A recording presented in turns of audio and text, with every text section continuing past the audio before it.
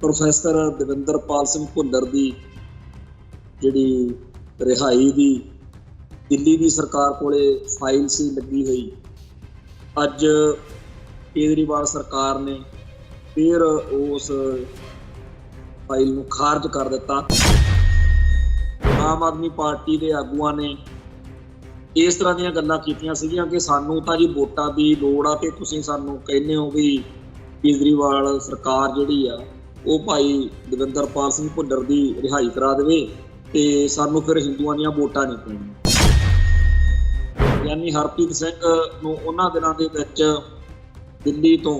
जिहड़ा आम आदमी पार्टी का मैंबर पार्लीमेंट लीडर भी आ ਉਹਦੇ ਮੰਗਣੇ ਦਾ ਸੱਦਾ ਪੱਤਰ ਆਇਆ ਤੇ ਉੱਥੇ ਜਦੋਂ ਗਏ ਤਾਂ ਉਹਨਾਂ ਨੇ ਵੀ ਇਹੀ ਗੱਲ ਕਹੀ। ਉਦੋਂ ਰਾਘਵ ਚੱਡੇ ਹੁਣਾਂ ਨੇ ਵੀ ਇਸ ਗੱਲ ਦਾ ਭਰੋਸਾ ਜਿਹੜਾ ਸੀਗਾ ਜਥੇਦਾਰ ਅਕਾਲ ਤਖਤ ਨੂੰ ਦਵਾਇਆ ਸੀਗਾ, ਪਰ ਉਹ ਵੀ ਗੱਲ ਸਿਰੇ ਨਹੀਂ ਚੜੀ। ਸਿੱਖ ਜਜ਼ਬਾਤਾਂ ਦੀ ਹੇਠੀ ਕਰਨ ਦੇ ਲਈ, ਸਿੱਖਾਂ ਨੂੰ ਇਹ ਦਿਖਾਉਣ ਦੇ ਲਈ ਕਿ ਸਾਨੂੰ ਤੁਹਾਡੀ ਲੋੜ ਨਹੀਂ, ਇਹ ਫੈਸਲਾ ਜਿਹੜਾ ਹੈਗਾ ਪ੍ਰੋਫੈਸਰ ਦਵਿੰਦਰਪਾਲ ਸਿੰਘ ਭੁੱਲਰ ਦੇ ਖਿਲਾਫ ਕੀਤਾ ਗਿਆ। ਜਿਹੜਾ ਇਹ ਕੇਸ ਆ ਬੇਅਦਬੀ ਦੇ ਦੋਸ਼ੀਆਂ ਦੇ ਮਾਮਲੇ ਵਿੱਚ,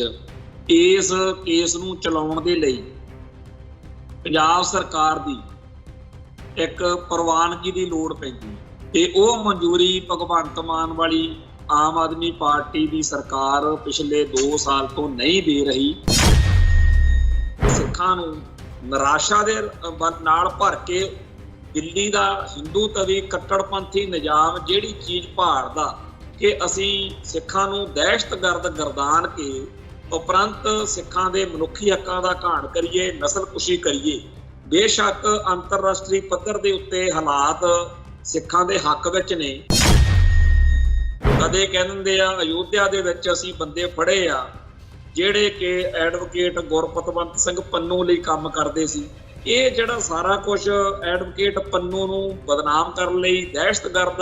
ਖਤਰਨਾਕ ਦਰਿੰਦੇ ਵਾਂਗੂ ਉਹਨੂੰ ਡੈਮੋਨਾਈਜ਼ ਕਰਨ ਦੇ ਲਈ ਉਹਨੂੰ ਪੂਰਾ ਇਸ ਤਰੀਕੇ ਦਾ ਕਿ ਅਮਰੀਕਾ ਤੇ ਹੋਰਨਾਂ ਮੁਲਕਾਂ ਦੇ ਲੋਕ ਕਹਿਣ ਕਿ ਇਹੋ ਜਿਹੇ ਐਡਵੋਕੇਟ ਗੁਰਪਤਵੰਤ ਪੰਨੂ ਦੀ ਕੀ ਹਮਾਇਤ ਕਰਨੀ। ਆ ਜਿਹੜਾ ਅਯੋਧਿਆ ਦੇ ਵਿੱਚ ਰਾਮ ਮੰਦਿਰ ਦੇ ਵਿੱਚ ਪ੍ਰੋਗਰਾਮ ਰੱਖਿਆ ਹੋਇਆ ਸੀ,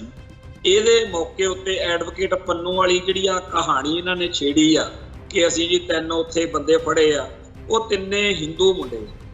ਤੇ ਹਿੰਦੂ ਮੁੰਡੇ ਕਦੋਂ ਕੁ ਖਾਲਿਸਤਾਨੀ ਬਣ ਗਏ, ਕਦੋਂ ਕੁ ਉਹਨਾਂ ਨੇ ਸਿੱਖ ਕੌਮ ਦੇ ਹੱਕਾਂ ਦੀ ਹਿੱਤਾਂ ਦੀ ਗੱਲ ਕਰਨੀ ਸ਼ੁਰੂ ਕਰਤੀ। ਬਰਾਦਰੀਆਂ ਦਾ ਨਾਂ ਲੈ ਕੇ ਕਿਹਾ ਗਿਆ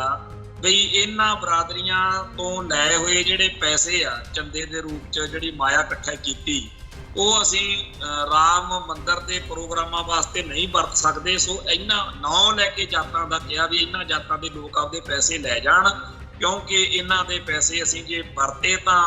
ਸਾਡਾ ਤਾਂ ਧਰਮ ਭ੍ਰਿਸ਼ਟਿਆ ਜਾਊ। TV 84 ਉੱਤੇ ਪ੍ਰੋਗਰਾਮ ਖਬਰ ਦੀ ਖਬਰ ਦੇਖ ਰਹੇ ਸਾਰੇ ਦਰਸ਼ਕਾਂ ਨੂੰ ਮੈਂ ਸਰਬਜੀਤ ਸਿੰਘ ਘੁਮਾਣ ਫਤਿਹ ਕਰਨਾ ਜੀ। ਵਾਹਿਗੁਰੂ ਜੀ ਕਾ ਖਾਲਸਾ, ਵਾਹਿਗੁਰੂ ਜੀ ਕੀ ਫਤਿਹ। ਪ੍ਰੋਫੈਸਰ ਦਵਿੰਦਰਪਾਲ ਸਿੰਘ ਭੁੱਲਰ ਦੀ ਜਿਹੜੀ ਰਿਹਾਈ ਦੀ ਦਿੱਲੀ ਦੀ ਸਰਕਾਰ ਕੋਲੇ ਫਾਈਲ ਸੀ ਲੱਗੀ ਹੋਈ, ਅੱਜ ਕੇਜਰੀਵਾਲ ਸਰਕਾਰ ਨੇ ਫਿਰ ਉਸ ਫਾਈਲ ਨੂੰ ਖਾਰਜ ਕਰ ਦਿੱਤਾ ਤੇ ਜਿਹੜਾ ਰਵੱਈਆ ਪਿਛਲੇ ਲੰਮੇ ਅਰਸੇ ਤੋਂ ਸਿੱਖ ਕੌਮ ਦੇ ਖਿਲਾਫ ਦਿੱਲੀ ਸਰਕਾਰ ਦਾ, ਕੇਜਰੀਵਾਲ ਸਰਕਾਰ ਦਾ ਚੱਲਦਾ ਆ ਰਿਹਾ, ਉਹਦੇ ਅਨੁਸਾਰ ਹੀ ਇਹ ਫੈਸਲਾ ਜਿਹੜਾ ਹੈਗਾ ਕੇਜਰੀਵਾਲ ਸਰਕਾਰ ਨੇ ਕੀਤਾ। ਇਹ ਗੱਲ ਚੇਤੇ ਰਹੇ ਕਿ ਜਦੋਂ ਪਿੱਛੇ ਜੇ ਵੋਟਾਂ ਆਈਆਂ, ਇਲੈਕਸ਼ਨਾਂ ਆਈਆਂ, ਉਸ ਮੌਕੇ ਜਿਹੜੀ ਬਲਜਿੰਦਰ ਕੌਰ MLA ਆ ਆਮ ਆਦਮੀ ਪਾਰਟੀ ਦੀ, ਹਾਲਾਂਕਿ ਉਹ ਇੱਕ ਸਿੱਖ ਸੰਘਰਸ਼ ਨਾਲ ਸੰਬੰਧਿਤ ਪਰਿਵਾਰ ਦੇ ਵਿੱਚੋਂ ਆ, ਤੇ ਉਹਨੇ ਇਸ ਗੱਲ ਦੇ ਉੱਤੇ ਬੜਾ ਭੈੜਾ ਜਿਹਾ ਬੋਲਿਆ ਸੀਗਾ ਕਿ ਮੈਂ ਇਹ ਕੋਈ ਮੇਰਾ ਕਸੂਰ ਆ ਫਿਰ ਵੀ ਜੇ ਮੈਂ ਸਿੱਖ ਸੰਘਰਸ਼ ਦੇ ਕਿਸੇ ਯੋਧੇ ਦੇ ਪਰਿਵਾਰ ਚੋਂ ਆ। ਤੇ ਉਹਨੇ ਤੇ ਹੋਰ ਕਈ ਆਮ ਆਦਮੀ ਪਾਰਟੀ ਦੇ ਆਗੂਆਂ ਨੇ ਇਸ ਤਰ੍ਹਾਂ ਦੀਆਂ ਗੱਲਾਂ ਕੀਤੀਆਂ ਸੀਗੀਆਂ ਕਿ ਸਾਨੂੰ ਤਾਂ ਜੀ ਵੋਟਾਂ ਦੀ ਲੋੜ ਆ ਤੇ ਤੁਸੀਂ ਸਾਨੂੰ ਕਹਿੰਦੇ ਹੋ ਵੀ ਕੇਜਰੀਵਾਲ ਸਰਕਾਰ ਜਿਹੜੀ ਆ ਉਹ ਭਾਈ ਦਵਿੰਦਰਪਾਲ ਸਿੰਘ ਭੁੱਲਰ ਦੀ ਰਿਹਾਈ ਕਰਾ ਦੇਵੇ ਤੇ ਸਾਨੂੰ ਫਿਰ ਹਿੰਦੂਆਂ ਦੀਆਂ ਵੋਟਾਂ ਨਹੀਂ ਪੈਣੀਆਂ। ਤੇ ਉਦੋਂ ਇਹ ਬਹਾਨਾ ਲਾਇਆ ਸੀ। ਉਸ ਤੋਂ ਬਾਅਦ ਵਿੱਚ ਇੱਕ ਵਾਰੀ ਸਾਡੇ ਸਿੱਖ ਸੰਘਰਸ਼ ਦੇ ਕੁਝ ਯੋਧਿਆਂ ਨੇ ਮੇਲ ਮਿਲਾਪ ਕਰਕੇ ਜਿਹੜੇ ਅਕਾਲ ਤਖਤ ਸਾਹਿਬ ਦੇ ਜਥੇਦਾਰ ਸੀਗੇ ਗਿਆਨੀ ਹਰਪ੍ਰੀਤ ਸਿੰਘ, ਇਹਨਾਂ ਨਾਲ ਗੱਲਬਾਤ ਕੀਤੀ ਵੀ ਇਸ ਮਸਲੇ ਦਾ ਕੋਈ ਹੱਲ ਕੱਢਿਆ ਜਾਵੇ। ਤਾਂ ਗਿਆਨੀ ਹਰਪ੍ਰੀਤ ਸਿੰਘ ਨੂੰ ਉਹਨਾਂ ਦਿਨਾਂ ਦੇ ਵਿੱਚ ਦਿੱਲੀ ਤੋਂ ਜਿਹੜਾ ਆਮ ਆਦਮੀ ਪਾਰਟੀ ਦਾ ਮੈਂਬਰ ਪਾਰਲੀਮੈਂਟ ਲੀਡਰ ਵੀ ਆ, ਉਹਦੇ ਵਿਆਹ ਦਾ ਸੱਦਾ ਪੱਤਰ ਆ ਗਿਆ ਤੇ ਉਹ ਮੰਗਣੇ ਦਾ ਸੱਦਾ ਪੱਤਰ ਆਇਆ, ਫਿਰ ਵਿਆਹ ਬਾਅਦ 'ਚ ਹੋਇਆ ਭਾਵੇਂ। ਤੇ ਉੱਥੇ ਜਦੋਂ ਗਏ ਤਾਂ ਉਹਨਾਂ ਨੇ ਵੀ ਇਹੀ ਗੱਲ ਮਨ ਵਿੱਚ ਰੱਖੀ ਤੇ ਕਹੀ ਕਿ ਭਾਈ ਪ੍ਰੋਫੈਸਰ ਦਵਿੰਦਰਪਾਲ ਸਿੰਘ ਭੁੱਲਰ ਦੀ ਫਾਂਸੀ ਦੀ ਜਿਹੜੀ ਮਾਫ਼ ਕਰਨਾ ਰਿਹਾਈ ਦੀ ਜਿਹੜੀ ਫਾਈਲ ਆ, ਇਹਦੇ ਬਾਰੇ ਕੁਛ ਸੋਚੋ। ਤੇ ਉਦੋਂ ਰਾਘਵ ਚੱਡੇ ਹੁਣਾਂ ਨੇ ਵੀ ਇਸ ਗੱਲ ਦਾ ਭਰੋਸਾ ਜਿਹੜਾ ਸੀਗਾ ਜਥੇਦਾਰ ਅਕਾਲ ਤਖਤ ਨੂੰ ਦਵਾਇਆ ਸੀਗਾ, ਤੇ ਪਰ ਉਹ ਵੀ ਗੱਲ ਸਿਰੇ ਨਹੀਂ ਚੜੀ। ਤੋ ਹੁਣ ਇਸ ਮੌਕੇ ਨਾ ਤਾਂ ਕੋਈ ਕਾਰਨ ਬਣਦਾ ਬਈ, ਨਾ ਵੋਟਾਂ ਨੇ ਸਿਰ ਤੇ ਨਾ ਹੀ ਕੋਈ ਹੋਰ ਬਹਾਨਾ ਲਾਇਆ ਜਾ ਸਕਦਾ ਵੀ ਅਸੀਂ ਜੀ ਤਾਂ ਨਹੀਂ। ਤੇ ਅਸਲੀ ਤਾਂ ਫਿਰ ਗੱਲ ਇਹੀ ਆ ਕਿ ਸਿੱਖ ਜਜ਼ਬਾਤਾਂ ਦੀ ਹੇਠੀ ਕਰਨ ਦੇ ਲਈ, ਸਿੱਖਾਂ ਨੂੰ ਇਹ ਦਿਖਾਉਣ ਦੇ ਲਈ ਕਿ ਸਾਨੂੰ ਤੁਹਾਡੀ ਲੋੜ ਨਹੀਂ, ਇਹ ਫੈਸਲਾ ਜਿਹੜਾ ਹੈਗਾ ਪ੍ਰੋਫੈਸਰ ਦਵਿੰਦਰਪਾਲ ਸਿੰਘ ਭੁੱਲਰ ਦੇ ਖਿਲਾਫ ਕੀਤਾ ਗਿਆ। ਇੱਥੇ ਨਾਲ ਲੱਗਦੀ ਇੱਕ ਗੱਲ ਹੋਰ ਕਰਨੀ ਜ਼ਰੂਰੀ ਹੈ ਕਿ ਆਮ ਆਦਮੀ ਪਾਰਟੀ ਦੀ ਸਰਕਾਰ ਬਣਾਉਣ ਦੇ ਕਾਰਨ ਤਾਂ ਭਾਵੇਂ ਹੋਰ ਵੀ ਬਹੁਤ ਸਾਰੇ ਹੋਣਗੇ, ਪਰ ਇੱਕ ਮੋਟਾ ਕਾਰਨ ਜਿਹੜਾ ਬਣਿਆ ਉਹ ਸੀਗਾ ਪੰਜਾਬ ਦੀ ਧਰਤੀ ਉੱਤੇ ਜੋ ਸਾਡੇ ਇਸ਼ਟ ਸਾਹਿਬ ਸ੍ਰੀ ਗੁਰੂ ਗ੍ਰੰਥ ਸਾਹਿਬ ਜੀ ਦੇ ਪਾਵਨ ਸਰੂਪਾਂ ਦੀ ਬੇਅਦਬੀ ਲਗਾਤਾਰ ਹੋ ਰਹੀ ਸੀ, ਜਿਹੜੀ ਅੱਜ ਵੀ ਇਸ ਸਰਕਾਰ ਤੱਕ ਵੀ ਚੱਲੀ ਆ ਰਹੀ। ਇਹ ਜਿਹੜਾ ਮਾਹੌਲ ਉਸ ਮੌਕੇ ਸਿੱਖ ਜਗਤ ਦੇ ਮਨਾਂ ਵਿੱਚ ਬਾਦਲ ਦਲ ਦੇ ਖਿਲਾਫ ਸੀ, ਉਹ ਫਿਰ ਕਾਂਗਰਸ ਦੇ ਖਿਲਾਫ ਵੀ ਬਣਿਆ ਰਿਹਾ, ਕਿਉਂਕਿ ਦੋਨਾਂ ਹੀ ਸਰਕਾਰਾਂ ਨੇ ਸਿੱਖਾਂ ਨੂੰ ਨਿਰਾਸ਼ ਕੀਤਾ ਸੀ। ਤੋ ਆਮ ਆਦਮੀ ਪਾਰਟੀ ਦੀ ਸਰਕਾਰ ਬਣਾਉਣ ਦੇ ਲਈ ਇਸ ਮੁੱਦੇ ਨੇ ਬਹੁਤ ਇਮੋਸ਼ਨਲ, ਬਹੁਤ ਭਾਵੁਕ ਜਿਹੜਾ ਸੀ ਰੋਲ ਉਹ ਨਿਭਾਇਆ। ਤੇ ਆਪਾਂ ਨੂੰ ਸਭ ਨੂੰ ਪਤਾ ਹੈ ਕਿ ਜੋ ਇਸ ਮੌਕੇ ਇਸ ਸਰਕਾਰ ਦੇ ਸਪੀਕਰ ਨੇ ਗਿਆਨੀ ਜੈਲ ਸਿੰਘ ਦੇ ਪਰਿਵਾਰ ਵਿੱਚੋਂ ਹੁਣ ਤੱਕ ਕੈਨੇਡਾ ਵਿੱਚ ਕਿਸੇ ਵਿਆਹ ਦੇ ਉੱਤੇ ਭੰਗੜੇ ਪਾਉਂਦੇ ਫਿਰਦੇ ਆ, ਉਹ ਇਹਨੂੰ ਕੁੰਵਰ ਵਿਜੇ ਪ੍ਰਤਾਪ ਨੂੰ ਲੈ ਕੇ ਕਿਵੇਂ ਮਾਲਵੇ ਦੇ ਵਿੱਚ ਘੁੰਮਦੇ ਰਹੇ ਤੇ ਸੰਧਵਾ ਸਾਹਿਬ ਨੇ ਕਿਵੇਂ ਲੋਕਾਂ ਨੂੰ ਇਸ ਗੱਲ ਦਾ ਯਕੀਨ ਦਿਵਾਇਆ। ਕੇਜਰੀਵਾਲ ਨੇ ਆਪ ਕਿਹਾ ਵੀ ਇਹ ਜਿਹੜੇ ਬਰਗਾੜੀ ਤੇ ਬਹਿਬਲ ਵਰਗੇ ਕਾਂਡ ਨੇ, ਇਹਨਾਂ ਦੇ ਦੋਸ਼ੀਆਂ ਦੇ ਖਿਲਾਫ ਕਾਰਵਾਈ ਹੋਣੀ ਚਾਹੀਦੀ, ਅਸੀਂ ਲੋਕਾਂ ਨੂੰ ਇਨਸਾਫ ਦਿਵਾਵਾਂਗੇ। ਸੋ ਇਹ ਸਾਰੀਆਂ ਗੱਲਾਂ ਕਰਨ ਕਰਾਉਣ ਵਾਲੀ ਇਹ ਧਿਰ ਇਸ ਮੌਕੇ ਕਰ ਕੀ ਰਹੀ ਆ, ਇਹ ਵੀ ਪ੍ਰੋਫੈਸਰ ਦਵਿੰਦਰਪਾਲ ਸਿੰਘ ਭੁੱਲਰ ਦੀ ਫਾਈਲ ਵਾਂਗੂ ਹੀ ਇੱਕ ਅਹਿਮ ਨੁਕਤਾ ਹੈ ਜਿਹੜਾ ਸਾਨੂੰ ਸਾਰਿਆਂ ਨੂੰ ਵਿਚਾਰਨਾ ਚਾਹੀਦਾ ਕਿ ਜਿਹੜਾ ਇਹ ਕੇਸ ਆ ਬੇਅਦਬੀ ਦੇ ਦੋਸ਼ੀਆਂ ਦੇ ਮਾਮਲੇ ਵਿੱਚ, ਇਸ ਕੇਸ ਨੂੰ ਚਲਾਉਣ ਦੇ ਲਈ ਪੰਜਾਬ ਸਰਕਾਰ ਦੀ ਇੱਕ ਪ੍ਰਵਾਨਗੀ ਦੀ ਲੋੜ ਪੈਂਦੀ ਹੈ। ਯਾਨੀ ਕਿ ਜਦੋਂ 153 ਇਹ 295 ਧਾਰਾ ਲੱਗਦੀ ਆ ਜਾਂ ਕੁਝ ਹੋਰ ਧਾਰਾਵਾਂ ਨੇ ਜਿਨ੍ਹਾਂ ਦੇ ਵਿੱਚ ਪੰਜਾਬ ਤੋਂ ਗ੍ਰਹਿ ਮੰਤਰਾਲੇ ਤੋਂ ਉਹਦੀ ਮਨਜ਼ੂਰੀ ਲੈਣੀ ਪੈਂਦੀ ਹੈ, ਤੇ ਉਹ ਮਨਜ਼ੂਰੀ ਭਗਵੰਤ ਮਾਨ ਵਾਲੀ ਆਮ ਆਦਮੀ ਪਾਰਟੀ ਦੀ ਸਰਕਾਰ ਪਿਛਲੇ 2 ਸਾਲ ਤੋਂ ਨਹੀਂ ਦੇ ਰਹੀ। ਤੇ ਜਦੋਂ ਇਸ ਸਰਕਾਰ ਨੇ ਇੱਕ ਏਜੀ ਐਡਵੋਕੇਟ ਜਨਰਲ ਜਿਹੜਾ ਸੀਗਾ ਉਹ ਲਾਤਾ, ਜਿਹਦੇ ਬਾਰੇ ਸਭ ਨੂੰ ਪਤਾ ਸੀ ਕਿ ਇਹ ਕਿਸੇ ਵੇਲੇ ਡੇਰਾ ਸਰਸਾ ਦੇ ਮੁਖੀ ਗੁਰਮੀਤ ਰਾਮ ਰਹੀਮ ਨੂੰ ਡਿਫੈਂਡ ਕਰਦਾ ਰਿਹਾ, ਉਹਦਾ ਵਕੀਲ ਰਿਹਾ। ਤੇ ਉਸ ਮੌਕੇ ਇਹ ਗੱਲ ਘੱਟੇ ਕੌਡੀਆਂ ਰੁਲ ਗਈ ਤੇ ਉਹਨੇ ਵੀ ਇਹੀ ਕਿਹਾ ਵੀ ਮੈਂ ਇਸ ਮਾਮਲੇ ਵਿੱਚ ਕੋਈ ਰਿਪੋਰਟ ਨਹੀਂ ਕਰਨੀ ਚਾਹੁੰਦਾ। ਸੋ ਕੁੱਲ ਮਿਲਾ ਕੇ ਜਿਹੜਾ ਪੰਜਾਬ ਸਰਕਾਰ ਆ ਉਹਦੇ ਵੱਲੋਂ ਮਨਜ਼ੂਰੀ ਨਾ ਮਿਲਣ ਕਰਕੇ ਉਹ ਕੇਸ ਅੱਗੇ ਨਹੀਂ ਵਧ ਰਿਹਾ। ਜੇਕਰ ਗੁਰਮੀਤ ਰਾਮ ਰਹੀਮ ਤੇ ਹੋਰਨਾਂ ਦੋਸ਼ੀਆਂ ਦੇ ਖਿਲਾਫ ਉਹ ਮਨਜ਼ੂਰੀ ਨਹੀਂ ਦਿੱਤੀ ਜਾਂਦੀ ਤਾਂ ਇਸ ਕੇਸ ਦੀ ਅੱਗੇ ਕੋਈ ਸੁਣਵਾਈ ਨਹੀਂ ਹੋਣੀ, ਤੇ ਜਿਵੇਂ ਕਾਨੂੰਨੀ ਤੌਰ ਦੇ ਉੱਤੇ ਅਲਝਾ ਪਾ ਕੇ ਇਨਸਾਫ ਨਾ ਹੋਣ ਦੇਣ ਦੇ ਰਾਹ ਵਿੱਚ ਢਿੱਕੇ ਡਾਹੇ ਜਾਂਦੇ ਨੇ, ਉਵੇਂ ਦਾ ਹੀ ਇਹ ਇੱਕ ਮਾਮਲਾ ਵਾ। ਸੋ ਜਿਹੜੇ ਲੋਕਾਂ ਨੂੰ ਇਹ ਵਹਿਮ ਆ ਬਈ ਭਗਵੰਤ ਮਾਨ ਵਾਲੀ ਆਮ ਆਦਮੀ ਪਾਰਟੀ ਦੀ ਸਰਕਾਰ ਜਿਹੜੀ ਆ ਉਹਨੂੰ ਕੋਈ ਸਿੱਖਾਂ ਦੇ ਜਜ਼ਬਾਤਾਂ ਦੀ ਕਦਰ ਹੋ ਸਕਦੀ ਆ, ਉਹ ਕਿਸੇ ਵਹਿਮ 'ਚ ਨਾ ਰਹਿਣ। ਇਹੋ ਜਿਹੇ ਬੇਅੰਤ ਮਾਮਲੇ ਸਾਡੇ ਸਾਹਮਣੇ ਆ। ਬੇਸ਼ੱਕ ਆਪਾਂ ਸਾਰੇ ਬਾਦਲ ਦਲ ਦੇ ਏਜੰਡੇ ਜਾਂ ਉਹਨਾਂ ਤੋਂ ਬਹੁਤ ਸਾਰੇ ਕਾਰਨਾਂ ਕਰਕੇ ਦੁਖੀ ਹਾਂ, ਪਰ ਜਿਹੜੀ ਰਿਪੋਰਟ ਸੁਲਤਾਨਪੁਰ ਲੋਧੀ ਦੇ ਵਿੱਚ ਗੋਲੀ ਕਾਂਡ ਦੀ ਆਈ ਆ ਉਹਦੇ ਵਿੱਚ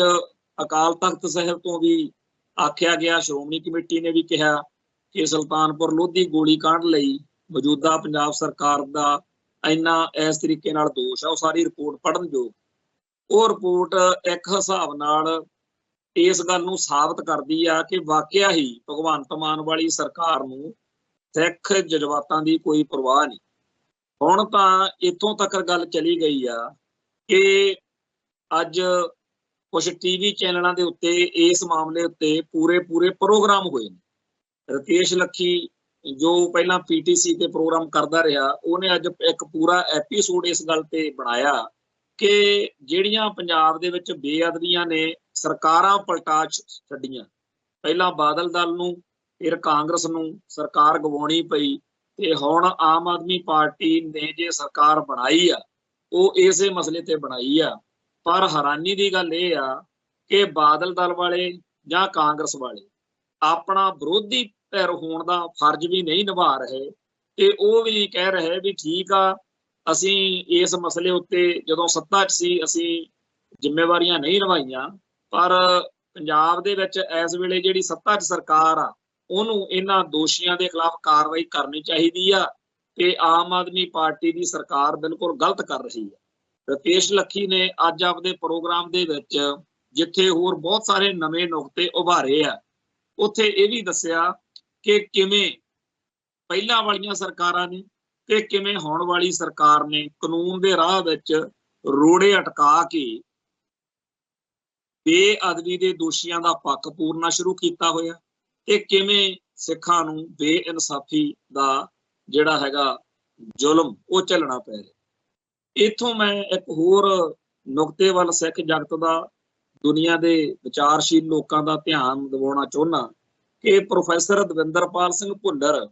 ਜਾਂ ਇਸ ਸਿੱਖ ਸੰਘਰਸ਼ ਦੇ ਵਿੱਚ ਇਹੋ ਜਿਹੇ ਪੜ੍ਹੇ ਲਿਖੇ ਸਿਆਣੇ ਸੂਝਵਾਨ ਜਾਂ ਹੋਰ ਜਿੰਨੇ ਲੋਕ ਆਏ, ਉਹਨਾਂ ਬਾਰੇ ਆਪਾਂ ਇਹ ਤਾਂ ਸੋਚ ਨਹੀਂ ਸਕਦੇ ਵੀ ਉਹਨਾਂ ਨੂੰ ਜ਼ਿੰਦਗੀ ਪਿਆਰੀ ਨਹੀਂ ਸੀ ਜਾਂ ਉਹਨਾਂ ਨੂੰ ਕੋਈ ਇਹ ਸਮਝ ਨਹੀਂ ਸੀ। ਬਹੁਤ ਲੋਕ ਜਿਹੜੇ ਨੇ ਪੜ੍ਹੇ ਲਿਖੇ ਸਿਆਣੇ ਸੀ, ਜਿਨ੍ਹਾਂ ਕੋਲੇ ਜ਼ਿੰਦਗੀ ਦੇ ਬੜੇ ਵੱਡੇ ਮਕਸਦ ਸਾਹਮਣੇ ਸੀ, ਜਿਨ੍ਹਾਂ ਮੁਲਕਾਂ ਨੂੰ ਵਿਦੇਸ਼ਾਂ ਨੂੰ ਜਾ ਕੇ ਅੱਜ ਸਾਡੀ ਕੌਮ ਦੇ ਨੌਜਵਾਨ ਵਰਗ ਨੂੰ ਬੜੀ ਹੋੜ ਆ ਕਿ ਅਸੀਂ ਉਹਨਾਂ ਮੁਲਕਾਂ 'ਚ ਜਾ ਕੇ ਆਪਦੀ ਜ਼ਿੰਦਗੀ ਨੂੰ ਬਿਹਤਰ ਬਣਾ ਸਕਦੇ ਹਾਂ। ਬਹੁਤ ਸਾਰੇ ਸਾਡੇ ਭੈਣ ਭਰਾ ਉਹਨਾਂ ਮੁਲਕਾਂ ਵਿੱਚੋਂ ਆਏ। ਇੱਥੋਂ ਤੱਕ ਕਿ 1991 ਦੇ ਵਿੱਚ ਸੰਤ ਸਿਪਾਹੀ ਮੈਗਜ਼ੀਨ ਦਾ ਇੱਕ ਪੂਰਾ ਅੰਕ ਨਿਕਲਿਆ ਸੀਗਾ, ਜਿਹਦੇ ਵਿੱਚ ਕੈਨੇਡਾ ਤੇ ਹੋਰਨਾਂ ਮੁਲਕਾਂ ਤੋਂ ਸਿੱਖ ਸੰਘਰਸ਼ ਵਿੱਚ ਆ ਕੇ ਸ਼ਹਾਦਤਾਂ ਪਾਉਣ ਵਾਲੇ ਯੋਧਿਆਂ ਦੀ ਦਾਸਤਾਨ ਬਿਆਨ ਕੀਤੀ ਗਈ ਸੀ। ਸੋ ਇਸ ਸੰਘਰਸ਼ ਦੇ ਵਿੱਚ ਜਿਨ੍ਹਾਂ ਲੋਕਾਂ ਨੇ ਆਪਣੀਆਂ ਜਵਾਨੀਆਂ ਕੌਮ ਦੇ ਲੇਖੇ ਲਾਈਆਂ, ਉਹਨਾਂ ਸਾਰਿਆਂ ਨੂੰ ਇਹ ਰਾਹ ਕਿਉਂ ਚੁਣਨਾ ਪਿਆ ਜਦੋਂ ਸਿੱਖਾਂ ਨੂੰ ਇਹ ਮਹਿਸੂਸ ਕਰਾ ਦਿੱਤਾ ਗਿਆ ਕਿ ਤੁਹਾਡੀ ਇਸ ਮੁਲਕ ਵਿੱਚ ਕੋਈ ਸੁਣਵਾਈ ਨਹੀਂ, ਤੁਸੀਂ ਇਰਰੈਲੇਵੈਂਟ ਹੋ, ਤੁਹਾਡੀ ਆਵਾਜ਼, ਤੁਹਾਡੀ ਹੈਸੀਅਤ, ਤੁਹਾਡਾ ਵਕਾਰ ਸਿਫਰ ਆ, ਤੇ ਅਸੀਂ ਤੁਹਾਡੀ ਕੱਖ ਪਰਵਾਹ ਨਹੀਂ ਕਰਦੇ। ਅਸੀਂ ਤੁਹਾਡੇ ਦਰਬਾਰ ਸਾਹਿਬ ਤੇ ਹਮਲਾ ਵੀ ਕੀਤਾ, ਤੁਹਾਡੇ ਗਲਾਂ 'ਚ ਟਾਇਰ ਵੀ ਪਾਵਾਂਗੇ, ਤੁਹਾਨੂੰ ਜਲੀਲ ਕਰਾਂਗੇ ਤੇ ਤੁਹਾਡੇ ਲਈ ਕੋਈ ਰਾਹ ਨਹੀਂ ਛੱਡਾਂਗੇ। ਜਦੋਂ ਸਿੱਖਾਂ ਨੂੰ ਸਾਰੇ ਪਾਸਿਓਂ ਜਲੀਲ ਕੀਤਾ ਗਿਆ, ਸਾਰੇ ਪਾਸਿਓਂ ਨਿਰਾਸ਼ ਹੋ ਗਏ, ਉਸ ਮੌਕੇ ਸਾਡੀ ਕੌਮ ਦੀ ਜਵਾਨੀ ਨੇ ਹਥਿਆਰਬੰਦ ਸੰਘਰਸ਼ ਵਾਲਾ ਰਾਹ ਚੁਣਿਆ, ਜਿਹਦੇ ਵਿੱਚ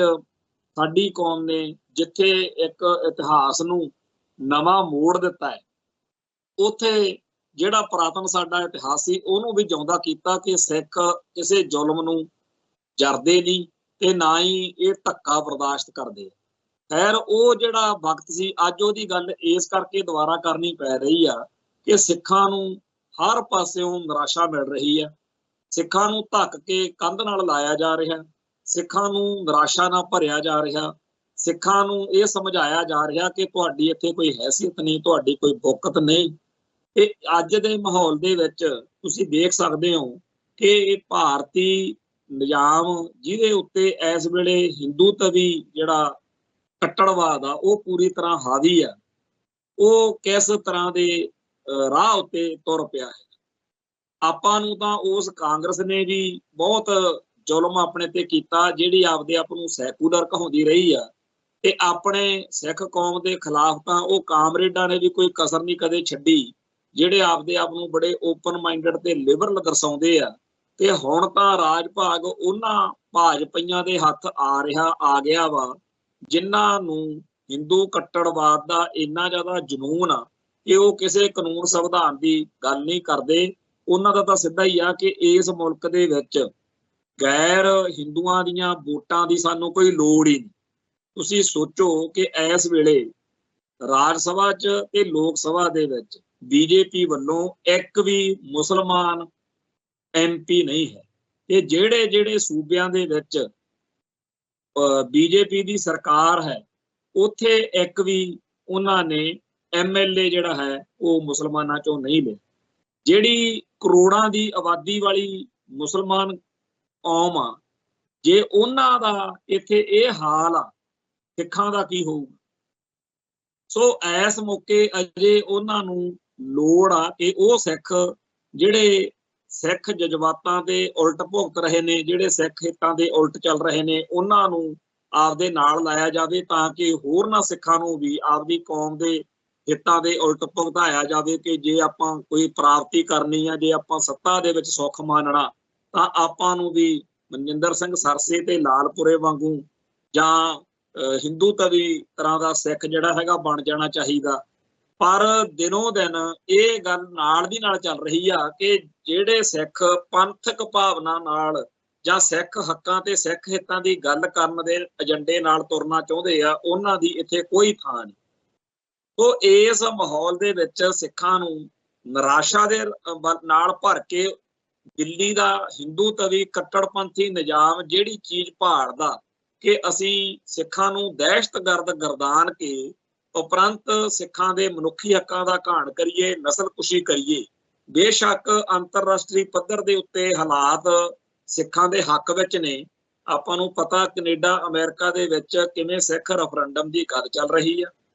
ਕਿਵੇਂ ਐਡਵੋਕੇਟ ਗੁਰਪਤਵੰਤ ਸਿੰਘ ਪੰਨੂ ਦੇ ਕਤਲ ਦੀ ਅਸਫਲ ਜਿਹੜੀ ਸਾਜ਼ਿਸ਼ ਆ ਉਹ ਫੜੀ ਗਈ, ਜਿਹਦੇ ਵਿੱਚ ਨਿਖਿਲ ਗੁਪਤਾ ਹੁਣ ਚੈਕਸਲੋਵਾਕੀਆ ਤੋਂ ਅਮਰੀਕਾ ਜਾਣ ਲਈ ਤਿਆਰ ਹੋ ਰਿਹਾ। ਤੇ ਅਮਰੀਕਾ ਪਹੁੰਚਣ ਤੋਂ ਪਹਿਲਾਂ ਭਾਰਤ ਸਰਕਾਰ ਦਾ ਪੂਰਾ ਜ਼ੋਰ ਲਾਇਆ ਹੋਇਆ ਕਿ ਇੱਥੇ ਐਡਵੋਕੇਟ ਪੰਨੂ ਦੇ ਖਿਲਾਫ ਬਹੁਤ ਖਤਰਨਾਕ ਜਿਹੜੇ ਆ ਮੁਕੱਦਮੇ ਉਹ ਬਣਾ ਦਿੱਤੇ ਜਾਣ। ਕਦੇ ਕਹਿ ਦਿੰਦੇ ਆ ਅਯੋਧਿਆ ਦੇ ਵਿੱਚ ਅਸੀਂ ਬੰਦੇ ਫੜੇ ਆ ਜਿਹੜੇ ਕਿ ਐਡਵੋਕੇਟ ਗੁਰਪਤਵੰਤ ਸਿੰਘ ਪੰਨੂ ਲਈ ਕੰਮ ਕਰਦੇ ਸੀ, ਕਦੇ ਕਹਿੰਦੇ ਆ ਅਸੀਂ ਫਲਾਣੇ ਥਾਂ ਦੇ ਉੱਤੇ ਆਹ ਫੜਿਆ ਉਹ ਫੜਿਆ। ਇਹ ਜਿਹੜਾ ਸਾਰਾ ਕੁਝ ਐਡਵੋਕੇਟ ਪੰਨੂ ਨੂੰ ਬਦਨਾਮ ਕਰਨ ਲਈ, ਦਹਿਸ਼ਤਗਰਦ ਖਤਰਨਾਕ ਦਰਿੰਦੇ ਵਾਂਗੂ ਉਹਨੂੰ ਡੈਮੋਨਾਈਜ਼ ਕਰਨ ਦੇ ਲਈ ਉਹਨੂੰ ਪੂਰਾ ਇਸ ਤਰੀਕੇ ਦਾ ਕਿ ਅਮਰੀਕਾ ਤੇ ਹੋਰਨਾਂ ਮੁਲਕਾਂ ਦੇ ਲੋਕ ਕਹਿਣ ਕਿ ਇਹੋ ਜਿਹਾ ਹੈ ਐਡਵੋਕੇਟ ਗੁਰਪਤਵੰਤ ਪੰਨੂ ਦੀ ਕੀ ਹਮਾਇਤ ਕਰਨੀ ਜਿਹੜਾ ਇਹ ਕੁਛ ਕਰਦਾ। ਸੋ ਇਹ ਸਾਰਾ ਮਾਹੌਲ ਸਿਰਜਣ ਦੇ ਯਤਨ ਹੋ ਰਹੇ ਨੇ, ਪਰ ਹਕੀਕਤ ਇਹ ਆ ਕਿ ਅਜੇ ਇਹਨਾਂ ਦੀ ਕੋਈ ਵਾਹ ਨਹੀਂ ਚੱਲਦੀ। ਪਰ ਜਿਹੜੇ ਲੋਕ ਇਹ ਸੋਚਦੇ ਆ ਕਿ ਭਾਰਤੀ ਹਕੂਮਤੀ ਤੰਤਰ ਜਾਂ ਜਿਹੜੀਆਂ ਰਾਅ ਵਰਗੀਆਂ, IB ਵਰਗੀਆਂ ਇਹਨਾਂ ਦੀਆਂ ਖੁਫੀਆ ਏਜੰਸੀਆਂ ਨੇ ਵੀ ਉਹ ਸ਼ਾਇਦ ਚੁੱਪ ਕਰਕੇ ਬਹਿ ਗਈਆਂ ਨੇ, ਇੱਦਾਂ ਦਾ ਨਹੀਂ ਹੈ। ਭਾਰਤੀ ਖੁਫੀਆ ਏਜੰਸੀਆਂ ਆਪਦੇ ਤੌਰ ਤਰੀਕੇ ਨਾਲ ਅੱਗੇ ਵਧ ਰਹੀਆਂ ਨੇ। ਸਿੱਖਾਂ ਦੇ ਖਿਲਾਫ ਮਾਹੌਲ ਸਿਰਜਣ ਦਾ ਕੋਈ ਵੀ ਮੌਕਾ ਖੁੰਝਣ ਨਹੀਂ ਦਿੱਤਾ ਜਾ ਰਿਹਾ। ਆ ਜਿਹੜਾ ਅਯੋਧਿਆ ਦੇ ਵਿੱਚ ਰਾਮ ਮੰਦਿਰ ਦੇ ਵਿੱਚ ਪ੍ਰੋਗਰਾਮ ਰੱਖਿਆ ਹੋਇਆ ਸੀ, ਇਹਦੇ ਮੌਕੇ ਉੱਤੇ ਐਡਵੋਕੇਟ ਪੰਨੂ ਵਾਲੀ ਜਿਹੜੀ ਆ ਕਹਾਣੀ ਇਹਨਾਂ ਨੇ ਛੇੜੀ ਆ ਕਿ ਅਸੀਂ ਜੀ 3 ਉੱਥੇ ਬੰਦੇ ਫੜੇ ਆ, ਉਹ ਤਿੰਨੇ ਹਿੰਦੂ ਮੁੰਡੇ ਆ। ਤੇ ਹਿੰਦੂ ਮੁੰਡੇ ਕਦੋਂ ਕੁ ਖਾਲਿਸਤਾਨੀ ਬਣ ਗਏ, ਕਦੋਂ ਕੁ ਉਹਨਾਂ ਨੇ ਸਿੱਖ ਕੌਮ ਦੇ ਹੱਕਾਂ ਦੀ ਹਿੱਤਾਂ ਦੀ ਗੱਲ ਕਰਨੀ ਸ਼ੁਰੂ ਕਰਤੀ। ਇਹ ਤਾਂ ਬਿਲਕੁਲ ਹੀ ਨਾ ਮੰਨਣ ਜੋ ਗੱਲ ਆ, ਇਹ ਤਾਂ ਹੋ ਹੀ ਨਹੀਂ ਸਕਦਾ। ਪਰ ਅਗਲਿਆਂ ਨੇ ਇਸ ਗੱਲ ਦੇ ਬਹਾਨੇ ਜਿਸ ਤਰੀਕੇ ਦਾ ਨੈਰੇਟਿਵ ਸਿਰਜਿਆ, ਬਰਤਾਂਤ ਸਿਰਜਿਆ, ਮਾਹੌਲ ਸਿਰਜਿਆ, ਉਹਦੇ ਅਸਰ ਹੇਠ ਪੰਜਾਬ ਦੇ ਵਿੱਚ ਜਿਹੜੇ YouTube ਚੈਨਲਾਂ ਵਾਲੇ ਨੇ ਇਹ ਵੀ ਪਿਛਲੇ 3 ਦਿਨ ਪਿੱਟਦੇ ਰਹੇ ਆ ਕਿ ਜੀ ਬੜੇ ਖਤਰਨਾਕ ਦਹਿਸ਼ਤਗਰਦ ਖਾੜਕੂ ਖਾਲਿਸਤਾਨੀ ਫੜ ਲਏ, ਜਦੋਂ ਕਿ ਸਾਫ਼ ਉਹਨਾਂ ਦੇ ਨਾਂ ਹਿੰਦੂਆਂ ਵਾਲੇ ਨੇ, ਮਿਸ਼ਰਾ, ਵਰਮਾ, ਦੂਬੇ, ਦਾਬੇ ਏਦਾਂ ਦੇ ਨਾਂ ਨੇ ਕੁਛ ਉਹਨਾਂ। ਹੁਣ ਹਕੀਕਤ ਇਹ ਹੈ ਕਿ ਉਹਨਾਂ ਦਾ ਏਜੰਡਾ ਜਿਹੜਾ ਮੁਸਲਮਾਨਾਂ ਦੇ ਨਾਲ ਈਸਾਈ ਵੀ ਨੇ ਤੇ ਹਿੰਦੂ ਵੀ ਨੇ, ਤੇ ਦਲਿਤ ਭਾਈਚਾਰਾ ਜਿਹੜਾ ਉਹ ਤਾਂ ਨਿਸ਼ਾਨੇ ਤੇ ਹੈਗਾ ਹੀ ਆ। ਬੇਸ਼ੱਕ ਇਹਨਾਂ ਵਿੱਚੋਂ ਆਪਦੇ ਪੱਖ ਦੇ ਬੰਦਿਆਂ ਨੂੰ ਪੱਟਣ ਦਾ RSS ਕੋਈ ਜਿਹੜਾ ਮੌਕਾ ਖਿਜਾਉਂਦੀ ਨਹੀਂ। ਪਰ ਅੱਜ ਤਾਂ ਕਮਾਲ ਹੀ ਹੋ ਗਈ, ਜਦੋਂ ਦੁਪਹਿਰੋਂ ਇਹ ਚਰਚਾ ਚੱਲੀ, ਉਧਰ ਤਾਂ ਰਾਮ ਮੰਦਿਰ ਦੇ ਵਿੱਚ ਯੋਗੀ ਤੇ ਮੋਦੀ ਤੇ RSS ਦਾ ਮੁਖੀ ਆਪਦੇ ਪ੍ਰੋਗਰਾਮ ਨੂੰ ਲੈ ਕੇ ਉੱਥੇ ਗੋਗੇ ਗਾ ਰਹੇ ਸੀ। ਇੱਧਰ ਰਾਜਸਥਾਨ ਤੋਂ ਖਬਰ ਆ ਗਈ ਕਿ ਉੱਥੇ ਦੇ ਕੁਝ ਸ਼ਡਿਊਲਡ ਕਾਸਟ ਆਖੇ ਜਾਂਦੇ ਜਾਂ ਭਾਰਤੀ ਹਕੂਮਤੀ ਤੰਤਰ ਵੱਲੋਂ SC BC ਆਖੇ ਜਾਂਦੇ,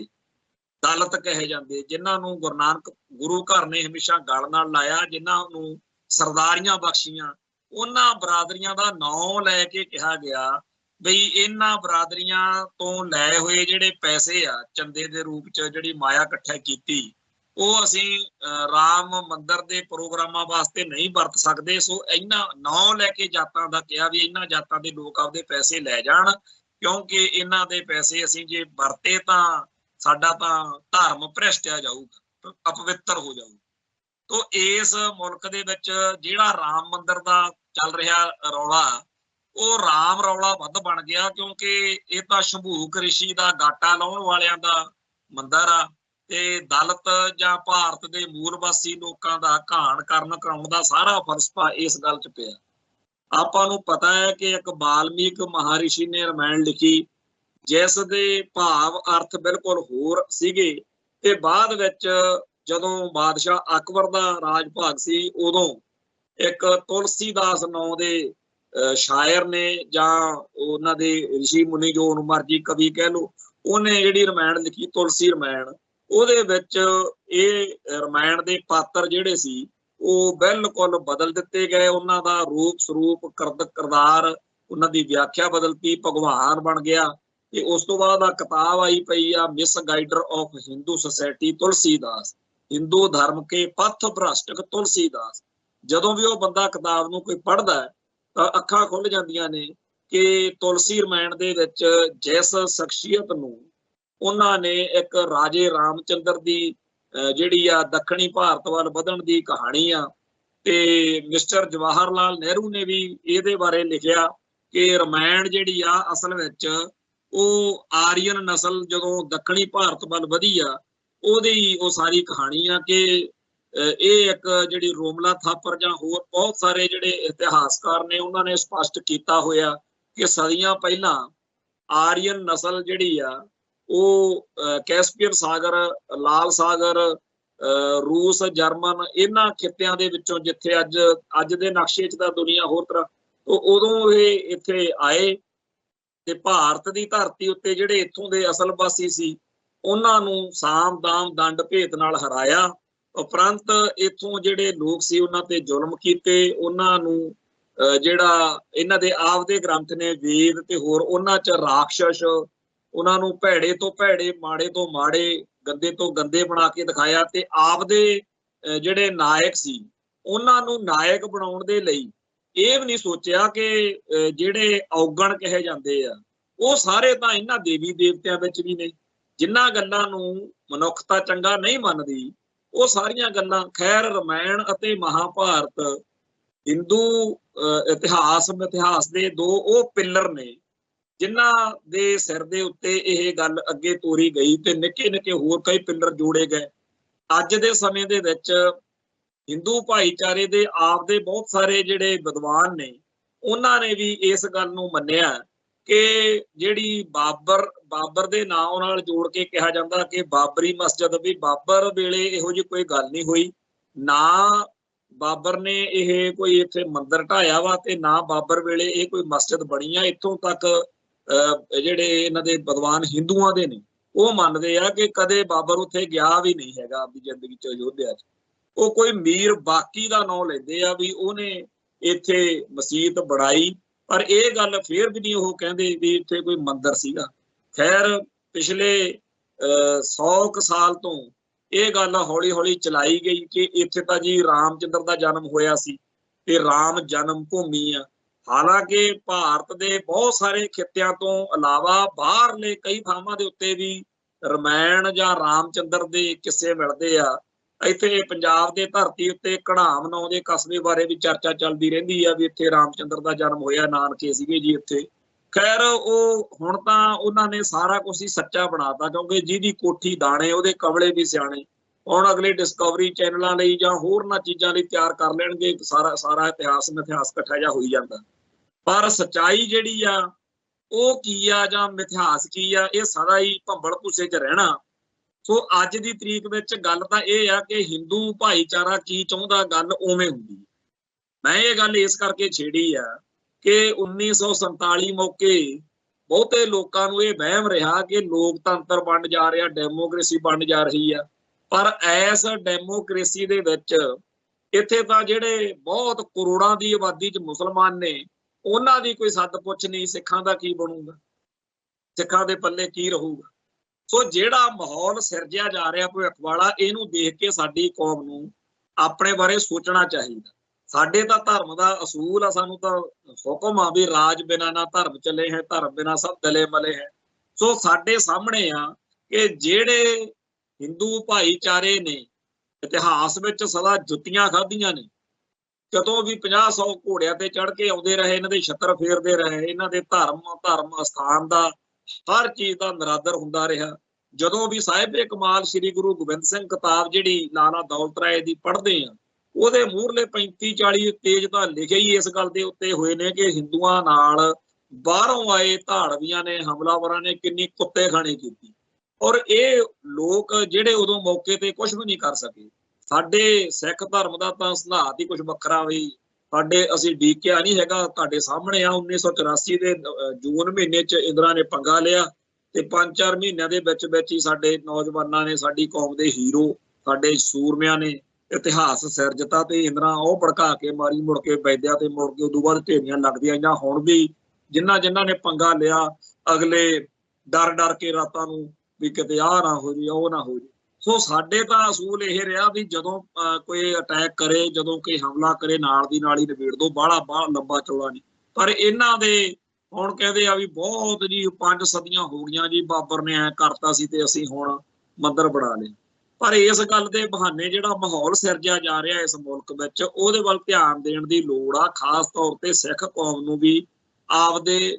ਸਾਰੇ ਪੱਖਾਂ ਵੱਲ ਚਰਚਾ ਕਰਨ ਦੀ, ਵਿਚਾਰ ਕਰਨ ਦੀ ਲੋੜ ਇਸ ਕਰਕੇ ਆ ਕਿ ਅੱਜ ਜਦੋਂ ਰਾਮ ਮੰਦਿਰ ਦੇ ਵਿੱਚ ਉਹਨਾਂ ਨੇ ਮੂਰਤੀ ਸਥਾਪਨ ਕਰਕੇ ਪ੍ਰਾਣ ਪ੍ਰਤਿਸ਼ਠਾ ਦਾ ਪ੍ਰੋਗਰਾਮ ਕੀਤਾ, ਜਿਹਦੇ ਬਾਰੇ ਉਹਨਾਂ ਦੇ ਅੰਦਰ ਬਹੁਤ ਰੌਲਾ ਗੋਲਾ ਬੇਸ਼ੱਕ ਦੀ,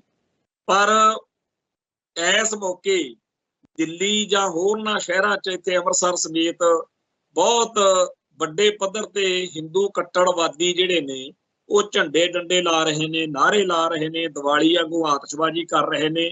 ਕੁੱਲ ਮਿਲਾ ਕੇ ਉਹ ਇਸ ਤਰੀਕੇ ਦਾ ਮਾਹੌਲ ਸਿਰਜ ਰਹੇ ਨੇ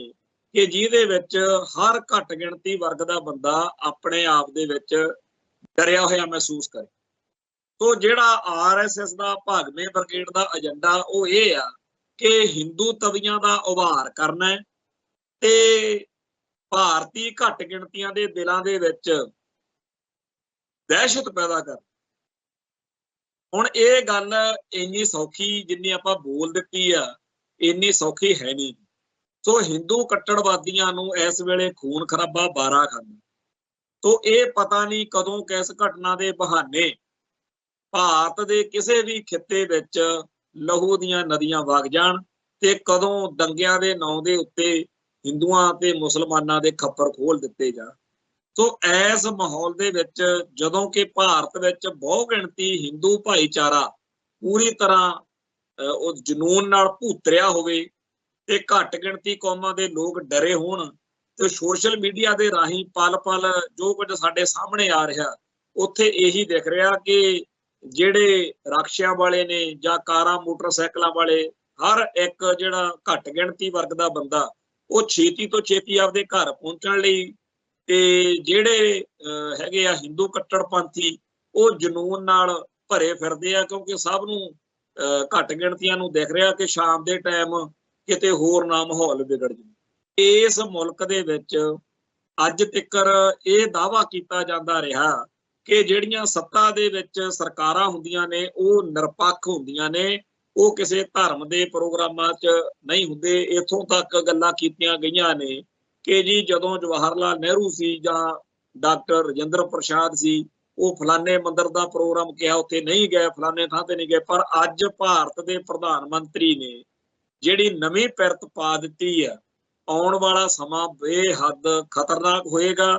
ਅੱਜ ਸਾਰੇ TV ਚੈਨਲਾਂ ਦੇ ਰਾਹੀਂ ਤੇ ਹੋਰਨਾਂ ਸਾਧਨਾਂ ਦੇ ਰਾਹੀਂ ਮੋਦੀ ਮੋਦੀ ਤੇ ਰਾਮਚੰਦਰ ਰਾਮ ਮੰਦਰ ਦੀ ਜਿਹੜੀ ਮੁਹਾਰਨੀ ਗਾਈ ਜਾ ਰਹੀ ਆ, ਇਹ ਇੱਕ ਸੰਕੇਤ ਹੈ। ਤੇ ਇਸ ਮੌਕੇ ਸਭ ਤੋਂ ਅਜੀਬ ਗੱਲ ਇਹ ਆ ਕਿ ਸਾਡੀ ਕੌਮ ਦੀਆਂ ਜਿਹੜੀਆਂ ਅਹਿਮ ਸਰਮੌਰ ਸੰਸਥਾਵਾਂ ਨੇ, ਉੱਥੋਂ ਕਿਸੇ ਕਿਸਮ ਦੀ ਸੇਧ ਜਾਂ ਅਗਵਾਈ ਨਹੀਂ ਮਿਲ ਰਹੀ। ਪਿਛਲੇ 15-20 ਦਿਨ ਤੋਂ ਲਗਾਤਾਰ ਸਿੱਖ ਜਥੇਬੰਦੀਆਂ ਇਸ ਮਾਮਲੇ ਉੱਤੇ ਕਿ ਰਾਮ ਮੰਦਰ ਬਾਰੇ ਸਪਸ਼ਟ ਕਰੋ, ਅਕਾਲ ਤਖਤ ਸਾਹਿਬ ਨੂੰ ਬੇਨਤੀ ਕਰਦੇ ਰਹੇ, ਪਰ ਗਿਆਨੀ ਰਘਵੀਰ ਸਿੰਘ ਨੇ ਚੁੱਪ ਵੱਟੀ ਰੱਖੀ। ਹੋ ਸਕਦਾ ਹੈ ਕਿ ਅਕਾਲੀ ਲੀਡਰਸ਼ਿਪ ਨੇ ਇਹ ਗੱਲ ਸੁਨੇਹਾ ਦਿੱਤਾ ਹੋਵੇ ਕਿ ਸਾਡੀ ਬੀਜੇਪੀ ਨਾਲ ਨਾ ਵਿਗਾੜ ਦਿਓ, ਤੇ ਬੀਜੇਪੀ ਵਾਲਿਆਂ ਨੇ, ਆਰਐਸਐਸ ਵਾਲਿਆਂ ਨੇ ਕਿਹਾ ਹੋਵੇ ਕਿ ਜਿਹੋ ਜਿਹਾ ਤੁਹਾਡੀ ਕੌਮ 'ਚ ਮਾਹੌਲ ਆ ਤੇ ਤੁਸੀਂ ਪਹਿਲਾਂ ਹੀ ਸਿੱਖ ਜਜ਼ਬਾਤਾਂ ਤੋਂ ਬਹੁਤ ਤੁਸੀਂ ਉਲਟ ਚੱਲ ਕੇ ਆਪਦਾ ਗਵਾ ਚੁੱਕੇ ਹੋ, ਤੇ ਜੇਕਰ ਤੁਸੀਂ ਇਸ ਪ੍ਰੋਗਰਾਮ 'ਚ ਆਏ, ਤੁਸੀਂ ਦੱਸੋ ਤੁਹਾਡਾ ਕੀ ਬਣੂ। ਤਾਂ ਇਹਨਾਂ ਨੇ ਇਹੀ ਕਿਹਾ ਹੋਣਾ, ਡਾਕਟਰ ਦਲਜੀਤ ਸਿੰਘ ਚੀਮੇ ਨੇ ਤੇ ਸੁਖਬੀਰ ਬਾਦਲ ਨੇ, ਵੀ ਜਿਹੜੀਆਂ 4 ਵੋਟਾਂ ਸਾਨੂੰ ਪੈਣ ਦੇ ਆਸਾਰ ਨੇ ਉਹ ਵੀ ਨਹੀਂ ਹੱਥ 'ਚ ਆਉਣੀਆਂ। ਤੋ ਇਸ ਮਾਹੌਲ ਦੇ ਵਿੱਚ ਸੋਸ਼ਲ ਮੀਡੀਆ ਨੇ ਬਾਦਲ ਕਿਆਂ ਨੂੰ ਇੰਨਾ ਕੁ ਤਾਂ ਡਰਾ ਹੀ ਦਿੱਤਾ ਸੀ, ਨਹੀਂ ਇਹਨਾਂ ਨੇ ਚਲੇ ਜਾਣਾ ਸੀ ਕਿ ਜੇ ਅਸੀਂ ਗਏ ਤਾਂ ਸਾਡਾ ਜਿਹੜਾ ਪਹਿਲਾਂ ਹੀ ਇਹ ਆ ਕਿ ਇਹ ਸਿੱਖ ਜਜ਼ਬਾਤਾਂ ਦੀ ਪਰਵਾਹ ਨਹੀਂ ਕਰਦੇ, ਡੇਰਾ ਸਰਸਾ, ਡੇਰਾ ਭੰਡਿਆਰਾ ਤੇ ਹੋਰ ਐਂਟੀ ਸਿੱਖ ਤਾਕਤਾਂ ਵੱਲ ਭੁਗਤਦੇ ਆ। ਹੁਣ ਸਾਡੇ ਤੇ ਪੱਕੀ ਮੋਹਰ ਫੇਰ ਲੱਗ ਜੂ ਵੀ ਪਹਿਲਾਂ ਇਹ ਬੇਅਦਬੀ ਕਰਨ ਵਾਲਿਆਂ ਦਾ ਸਾਥ ਦਿੰਦੇ ਰਹੇ, ਹੁਣ ਆਰਐਸਐਸ ਦਾ, ਭਾਗਵੇਂ ਬ੍ਰਿਗੇਡ ਦਾ, ਬੀਜੇਪੀ ਦਾ ਸਾਥ ਦਿੰਦੇ ਆ, ਸੋ ਅਸੀਂ ਉੱਥੇ ਜੇ ਨਾ ਜਾਈਏ ਤਾਂ ਚੰਗਾ। ਖੈਰ, ਹੋ ਸਕਦਾ ਇਹ ਸੌਦਾ ਸਿਰੇ ਚੜਿਆ ਹੋਵੇ ਕਿ ਫਿਰ ਐ ਕਰੋ ਵੀ ਅਕਾਲ ਤਖਤ ਸਾਹਿਬ ਅਤੇ ਸ਼੍ਰੋਮਣੀ ਕਮੇਟੀ ਨੂੰ ਤੁਸੀਂ ਇੰਨਾ ਕੁ ਰੋਕ ਲਓ ਵੀ ਉਹ ਜੇ ਆਪ ਤੁਸੀਂ ਨਹੀਂ ਆਉਣਾ ਤਾਂ ਨਾ ਆਵੋ, ਪਰ ਸਿੱਖ ਕੌਮ ਨੂੰ ਇਹ ਨਾ ਕਹੋ ਕਿ ਉੱਥੇ ਜਾਵੇ ਨਾ ਕੋਈ। ਇਹ ਗੱਲ ਸਾਨੂੰ ਇਸ ਕਰਕੇ ਲੱਗਦਾ ਵੀ ਇਸ ਤਰ੍ਹਾਂ ਦੀ ਕੋਈ ਖੇਡ ਖੇਡੀ ਗਈ ਆ ਕਿਉਂਕਿ ਪਿਛਲੇ 15 ਦਿਨ ਤੋਂ ਲਗਾਤਾਰ ਅਕਾਲ ਤਖਤ ਸਾਹਿਬ ਨੂੰ, ਸ਼੍ਰੋਮਣੀ ਕਮੇਟੀ ਨੂੰ ਇਸ ਗੱਲ ਦੇ ਉੱਤੇ ਬਹੁਤ ਜ਼ਿਆਦਾ ਦਬਾਅ ਸੀ, ਪੁੱਛਿਆ ਜਾ ਰਿਹਾ ਸੀ, ਤੇ ਉਹਨਾਂ ਨੇ ਆਖਰੀ ਮੌਕੇ ਤੇ ਕੱਲ ਇੱਕ ਚਾਨਣੀ ਜੀ ਗੱਲ ਪਹਿਲੀ ਵਾਰ ਹੋਇਆ ਮੈਨੂੰ ਤਾਂ ਲੱਗਦਾ ਵੀ ਅਕਾਲ ਤਖਤ ਸਾਹਿਬ ਦੇ ਜਥੇਦਾਰ ਅਤੇ ਸ਼੍ਰੋਮਣੀ ਕਮੇਟੀ ਦੇ ਪ੍ਰਧਾਨ ਦੀ ਸਾਂਝੀ ਜਿਹੜੀ ਆ ਸਾਂਝਾ ਬਿਆਨ ਅਖਬਾਰਾਂ ਦੇ ਨਾਂ ਜਾਰੀ ਕੀਤਾ। ਇਹ ਕੋਈ ਅਕਾਲ ਤਖਤ ਸਾਹਿਬ ਤਾਂ ਹੋਰ ਚੀਜ਼ ਆ ਤੇ ਸ਼੍ਰੋਮਣੀ ਕਮੇਟੀ ਦਾ ਇੱਕ ਪ੍ਰਬੰਧਕੀ ਬੋਡੀ ਆ, ਉਹਦੇ ਪ੍ਰਧਾਨ ਦਾ ਅਕਾਲ ਤਖਤ ਸਾਹਿਬ ਦੇ ਜਥੇਦਾਰ ਨਾਲ ਸਾਂਝਾ ਬਿਆਨ ਤਾਂ ਬਣਦਾ ਹੀ ਨਹੀਂ। ਪਰ ਉਹ ਜਿਹੜਾ ਬਿਆਨ ਆਇਆ ਉਹਦੇ ਵਿੱਚੋਂ ਨਾ ਤਾਂ ਸਿੱਖ ਕੌਮ ਨੂੰ ਕੋਈ ਸੇਧ ਮਿਲਦੀ ਆ, ਨਾ ਹੀ ਗੰਭੀਰਤਾ ਵਾ। ਉਹ ਇੱਕ ਵਧਾਈਆਂ ਭੁਜੀਆਂ ਦੇ ਕੇ ਵੀ ਆਏ ਆ ਜੀ, ਵਾਹ ਜੀ, ਉਹ ਕਰਕੇ ਸਾਰਿਆ ਹੋ। ਸੋ ਅਕਾਲੀ ਲੀਡਰਸ਼ਿਪ ਨੇ ਅਕਾਲ ਤਖਤ ਸਾਹਿਬ ਅਤੇ ਸ਼੍ਰੋਮਣੀ ਕਮੇਟੀ ਨੂੰ ਬੇਸ਼ੱਕ ਅਗਵਾਈ ਦੇਣ ਤੋਂ ਰੋਕਿਆ, ਪਰ ਇਹਦਾ ਇੱਕ ਸਾਨੂੰ ਖੁਸ਼ੀ ਵਾਲੀ ਗੱਲ ਹੋਈ ਕਿ ਖਾਲਸਾ ਪੰਥ ਨੇ ਜੋ ਆਪਦਾ ਫੈਸਲਾ ਇਹਨਾਂ ਤੋਂ ਬਗੈਰ ਹੀ ਕਰ ਲਿਆ ਸੀ। ਇਹ ਤਾਂ ਉਡੀਕਦੇ ਹੋਣੇ ਆ ਵੀ ਖਣੀ ਸਿੱਖ ਕੌਮ ਸਾਡੀ ਮਥਾਜ ਆ, ਗਿਆਨੀ ਰਘਵੀਰ ਸਿੰਘ ਨੂੰ ਲੱਗਦਾ ਹੋਣਾ, ਪਰ ਖਾਲਸਾ ਪੰਥ ਨੇ ਇੱਕ ਤਰਫਾ ਫੈਸਲਾ ਕਰ ਲਿਆ ਸੀ, ਕੋਈ ਵੀ ਸਿੱਖ ਉਸ ਪਾਸੇ ਝਾਕਿਆ ਤੱਕ ਨਹੀਂ। ਇਹ ਸਾਡੇ ਲਈ ਫਖਰ ਵਾਲੀ ਗੱਲ ਆ ਕਿ ਸਿੱਖ ਜਗਤ ਨੇ ਅਕਾਲ ਤਖਤ ਸਾਹਿਬ ਦੀ ਅਗਵਾਈ ਤੋਂ ਬਗੈਰ ਅਕਾਲੀ ਲੀਡਰਸ਼ਿਪ ਅਤੇ ਸ਼੍ਰੋਮਣੀ ਕਮੇਟੀ ਨੂੰ ਪੂਰੀ ਤਰ੍ਹਾਂ ਦਿਖਾਤਾ ਕਿ ਤੁਹਾਡੇ ਹੱਥ ਪੱਲੇ ਕੱਖ ਨਹੀਂ ਹੈ। ਖਾਲਸਾ ਪੰਥ ਨੇ ਇੱਕ ਤਰਫਾ ਫੈਸਲਾ ਕੀਤਾ। ਜਿਹੜੇ ਸਿੱਖ ਉੱਥੇ ਗਏ ਆ ਉਹਨਾਂ ਬਾਰੇ ਪਹਿਲਾਂ ਹੀ ਕੋਈ ਕਿਸੇ ਨੂੰ ਵਹਿਮ ਨਹੀਂ ਸੀ ਆ, ਜਿਹੜੇ ਮੱਥੇ ਤੇ ਲਾ ਕੇ ਤਿਲਕ ਜੇ ਤੁਰੇ ਫਿਰਦੇ ਆ, ਸਨਾਤਨੀ ਨੇ, ਇਹ ਸਿੱਖ ਹੈ ਹੀ ਨਹੀਂ। ਕੋਈ ਵੀ ਸਿੱਖ ਅਕਾਲ ਤਖਤ ਸਾਹਿਬ ਜਾਂ ਸ਼੍ਰੋਮਣੀ ਕਮੇਟੀ ਵੱਲ ਨਹੀਂ ਦੇਖਦਾ ਰਿਹਾ, ਉਹਨੇ ਆਪਦੇ ਤੌਰ ਤੇ ਵੀ ਸਿੱਖ ਇਤਿਹਾਸ ਤੋਂ ਤੇ ਗੁਰੂ ਗ੍ਰੰਥ ਸਾਹਿਬ ਤੋਂ, ਸਿੱਖ ਫਲਸਫੇ ਤੋਂ ਸੇਧ ਲਈ, ਤੇ ਕੋਈ ਵੀ ਸਿੱਖ ਉੱਥੇ ਗਿਆ ਨਹੀਂ। ਜਿਹੜੇ ਸਿੱਖ ਗਏ ਨੇ ਉਹ ਨਕਲੀ ਜਾਂ ਅਖੌਤੀ ਉਹ ਸਿੱਖ ਨੇ ਜਿਹੜੇ ਪਿਛਲੇ ਲੰਮੇ ਅਰਸੇ ਤੋਂ ਪੰਥਕ ਜਾਂ ਸਿੱਖ ਸੋਚ ਤੋਂ ਉਲਟ ਭੁਗਤ ਰਹੇ ਨੇ, ਜਿਹੜੇ ਦਿੱਲੀ ਅਤੇ ਨਾਗਪੁਰ ਨਾਲ ਮੇਲ ਮਿਲਾਪ ਰੱਖ ਕੇ ਚੱਲਦੇ ਆ ਰਹੇ।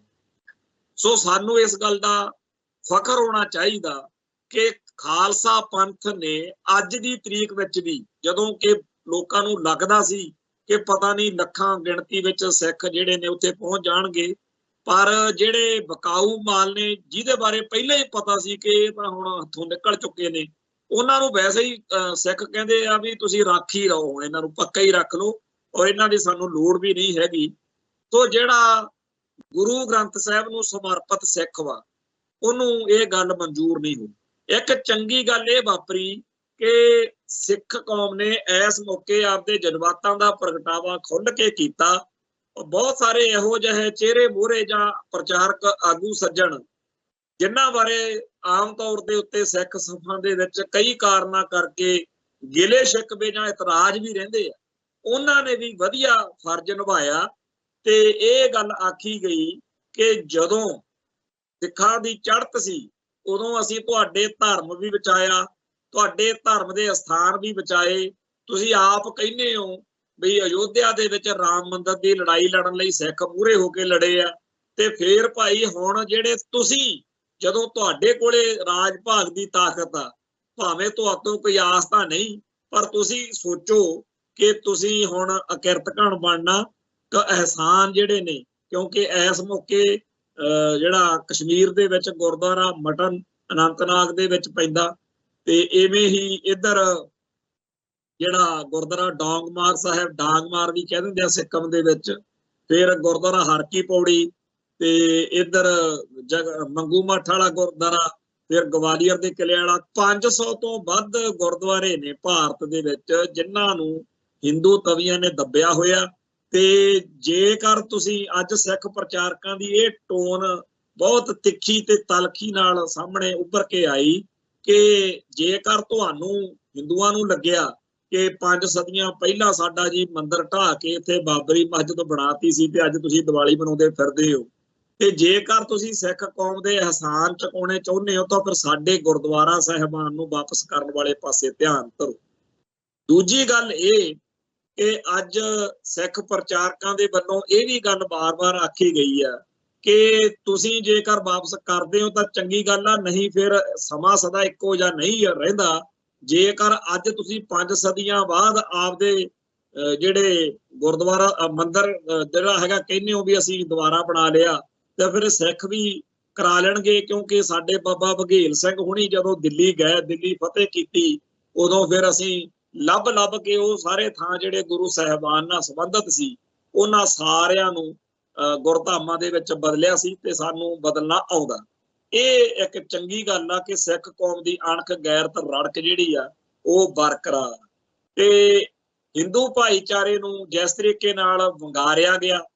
ਮੈਂ ਤਾਂ ਕਹਿੰਦਾ ਲਾਹਣਤਾਂ ਪਾਈਆਂ ਗਈਆਂ ਕਿ ਸਾਰੇ ਦੇ ਸਾਰੇ ਤੁਸੀਂ ਕਹਿੰਦੇ ਹੋ ਵੀ ਅਸੀਂ ਦੀਵਾਲੀ ਮਨਾਉਣੀ ਆ, ਤੁਸੀਂ ਕਹਿੰਦੇ ਹੋ ਵੀ ਰਾਮ ਮੰਦਿਰ ਦੇ ਪ੍ਰੋਗਰਾਮ 'ਚ ਪਹੁੰਚੋ। ਤੁਹਾਨੂੰ ਸਾਰਿਆਂ ਨੂੰ ਚਾਹੀਦਾ ਕਿ ਪਹਿਲੋਂ ਗੁਰਦੁਆਰਾ ਸੀਸਗੰਜ ਸਾਹਿਬ ਮੱਥਾ ਟੇਕ ਕੇ ਜਾਓ। ਜੇ ਅੱਜ ਤੁਸੀਂ ਇਹ ਗੱਲ ਕਰਨ ਜੋਗੇ ਹੋਏ ਹੋ